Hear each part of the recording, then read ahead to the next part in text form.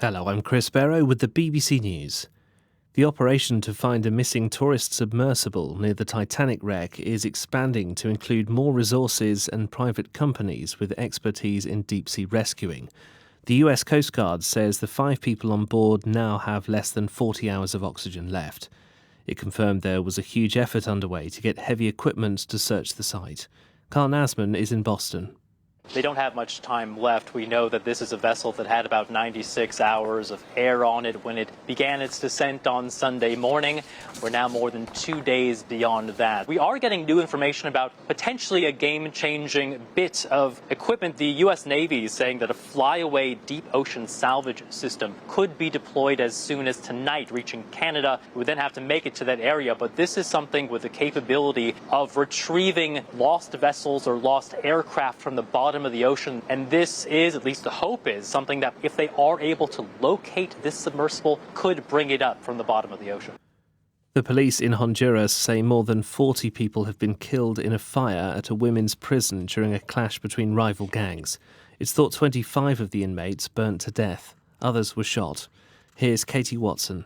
Videos posted on social media show a huge cloud of grey smoke rising from the women's prison just outside the Honduran capital.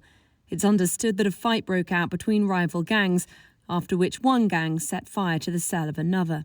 Honduras has a history of deadly prison riots, and it's known for its corruption and gang violence that's infiltrated government institutions and seen the homicide rate soar. But the country's Deputy Security Minister, Julissa Villanueva, has declared a state of emergency and promised to crack down on the violence. Palestinian gunmen have killed 4 Israelis and wounded 4 more near a settlement in the occupied West Bank. One of the gunmen was killed at the scene of the attack near the settlement of Eli. A second was tracked down and shot by Israeli forces. The Palestinian militant group Hamas says that one of the gunmen was a member of its armed wing. President Joe Biden is meeting experts in San Francisco to discuss the promise and pitfalls of artificial intelligence. Pointing towards the misuses of social media, the president said it revealed the harm powerful technology could do without adequate safeguards in place. Mr. Biden told the gathering there was a need to manage the risk AI poses to national security and the economy. In seizing this moment, we need to manage the risks to our society, to our economy, and our national security. My administration is committed to safeguarding America's rights and safety, from protecting privacy to addressing bias and disinformation, to making sure AI systems are safe before they are released. BBC News. President Biden's son Hunter has agreed to a deal that will see him plead guilty to 2 charges, while a third will be settled without a prosecution. The 2 charges which he's pleading guilty to relate to tax evasion. The third charge, linked to gun possession, is likely to be settled through counselling or rehabilitation. Gary O'Donoghue is in Washington. This is a 5-year investigation, and it's looked at a whole range of things, including accusations of influence peddling in Ukraine and China, espionage, money laundering. And what they've come up with, these 2 misdemeanor charges on tax, not paying tax in 2017 and 18, and this charge relating to the possession of a gun while he was a drug addict, which was illegal. This will only fuel Republicans in Congress and their attempts to carry on with investigations and to release documents and create even more problems for the Biden family as we get into the election year.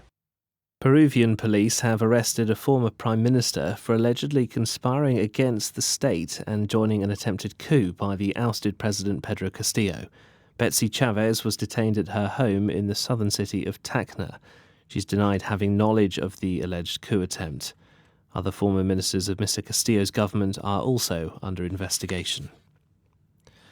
Albanian police have raided a camp that's been home to several thousand members of the exiled People's Mujahideen Organization of Iran for a decade. The group alleges one person died from inhaling pepper spray and dozens more were injured when 1,000 police raided the Ashraf 3 camp near the capital, Tirana. A blast at a Russian explosives factory has killed 5 people.